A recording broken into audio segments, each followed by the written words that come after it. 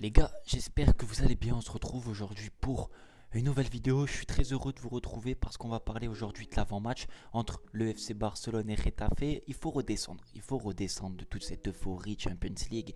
On était là pendant une petite semaine un peu hype par Naples-Barcelone, par le retour du huitième de finale de Champions League. Il faut se remettre dans le bain, il faut se remettre dans le bain de la Liga. Et ça va rester important. Pourquoi? Parce que demain, le FC Barcelone affronte Getafe. Le Barça affronte Getafe Montjuic, donc à domicile. Il va falloir que le Barça se remette en fait en mode Liga. Pourquoi? Parce que, je vous le rappelle, Gérone a perdu son dernier match. Donc on est à 2 points de Gérone. On a l'opportunité de pourquoi pas revenir devant, enfin de passer devant Girona si mauvais résultat de Gérone le permet. Et aussi de recoller pourquoi pas au Real Madrid. Je le rappelle, on est 8 points du Real Madrid. Il y a le Classico à jouer.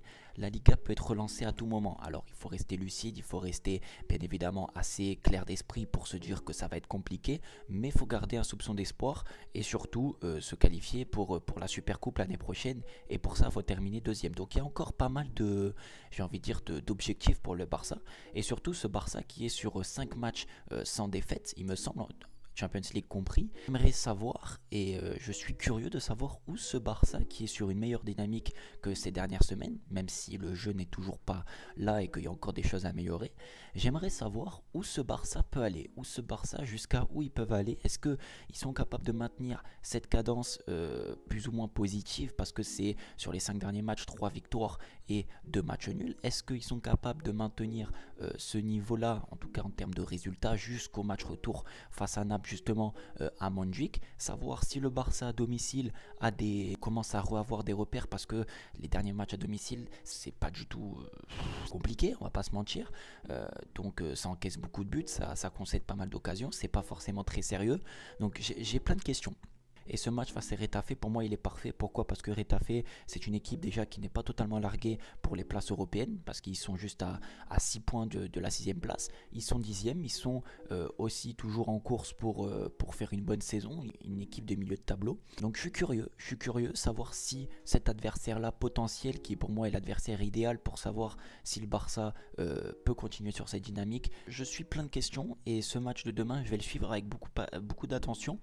Pas plus que le match face à Naples, mais j'ai envie de savoir. J'ai envie de savoir quelle équipe va être alignée. Est-ce que les joueurs vont répondre présents? Est-ce que par exemple João Félix va avoir du temps de jeu? Est-ce que Lewandowski va continuer sur sa lancée? Donc j'ai pas mal de questions et je suis assez hype en fait justement pour ce match. Ça peut paraître assez dingue, mais voilà, moi c'est un match auquel je crois, auquel je pense que le Barça a les ressources, a les qualités pour faire mieux que ces derniers matchs, mais aussi à les ressources pourquoi pas aller titiller le Real Madrid dans cette fin de saison.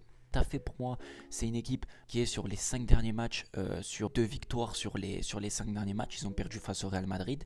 Il y a de la qualité dans cette équipe de Getafe. On va pas revenir sur cette équipe-là qui est une équipe connue des services de la Liga pour ceux qui suivent la Liga. Une équipe qui est toujours un petit peu dans le ventre mou, qui essaye parfois de faire 2-3 bonnes saisons par-ci par-là, qui se sauve. C'est une équipe chiante à jouer, une équipe difficile, mais peut-être pas plus difficile qu'à l'extérieur là-bas chez eux. Là, on est à domicile au Montjuic, mais j'ai l'impression que le Barça à domicile au Montjuic, c'est encore plus compliqué qu'à l'extérieur, c'est mon point de vue. Surtout que le Barça, sur leurs 4 prochains matchs de Liga, donc y compris demain face à Getafe, ils ont un match face à Bilbao là-bas à San Mamés. On le sait, c'est très compliqué, donc en termes de prise de points, il va falloir assurer. Ils ont ensuite un match à domicile face à Mallorca, où là, va falloir prendre des points. Ensuite, ils ont le match retour face à Naples à domicile. Et ensuite, ils se déplacent à l'Atlético Madrid. Donc sur les 4 prochains matchs de Liga, il y a déjà 2 matchs de demain à prendre absolument des points, et le match face à Mallorca à prendre absolument des points. Donc déjà 6 points sur 12 possibles, et puis après bien sûr contre Bilbao et contre l'Atlético Madrid il va falloir faire le meilleur résultat. Mais tout ça pour dire que si déjà demain le Barça ne remporte pas son match, j'ai envie de dire déjà c'est mort, ça sera mort pour le titre, parce que là pour moi c'est pas totalement mort. 8 points de retard sur le Real Madrid avec un Classico à jouer, donc ça peut être potentiellement 6 points de retard. Pour moi, si demain le Barça perd face à Getafe ou fait une contre-performance, on pourra dire déjà au revoir à la Liga de sûr et certain, là je le coche. Et en plus de ça, je pense qu'on pourra commencer à se poser des questions pour la deuxième, voire la troisième place, parce que l'Atlético Madrid va continuer à pousser derrière. Il y a un match en plus à Metropolitano à Madrid, comme je viens de l'annoncer. Donc il va falloir que le Barça, sur leurs 4 prochains matchs, il récupère déjà 6 points face à Getafe, face à Mallorca, essayer de faire un bon résultat à Bilbao. Et ensuite, bien sûr, il y aura le match retour face à Naples qui restera une priorité absolue par rapport à tout ce qui se passe dans cette saison, qui est le seul plus ou moins objectif où on est encore officiellement en course. La Liga, je viens de le dire, c'est compromis par rapport, ça c'est pas le destin entre nos mains, tandis que Naples, voilà, on a le destin entre nos mains, donc bien évidemment priorité au match face à Naples, mais il y aura quand même des choses à voir face à l'Atlético Madrid quelques jours plus tard. La composition d'équipe, sincèrement, j'ai pas de composition idéale ou quoi que ce soit. J'aimerais que Xavi continue sur la même lancée que le match face à Naples, c'est-à-dire aligner les mêmes joueurs et peut-être juste faire souffler Lamine Yamal et remplacer par Rafinha. Victor Oké, j'aimerais le voir, bien sûr, je pense qu'il justement il va être aligné sur le côté gauche, mais j'aimerais le voir dans l'axe. Lewandowski va certainement jouer par rapport à ce que j'ai annoncé aussi, que le match va être aussi important. Après, plus ou moins la même défense, pourquoi pas voir aussi Kurbassi rentrer en jeu, voir un peu plus de temps de jeu, mais j'aimerais quand même que le Barça assure ce match de demain. Voilà, c'est mon point de vue.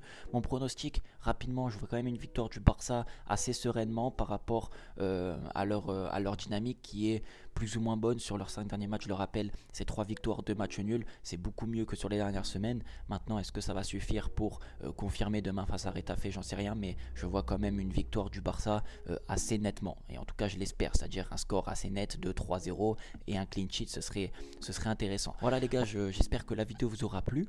N'hésitez pas à me le dire en commentaire, à partager, à aimer. Voilà, c'était une vidéo un peu tranquille, un peu chill. C'est le matin, on est vendredi. Le match, on souffle un peu de cette Ligue des Champions, cette atmosphère-là. Et on va se remettre un peu dans le bain de la Liga. Je vous dis à la prochaine. Prenez soin de vous et de votre famille. Ciao.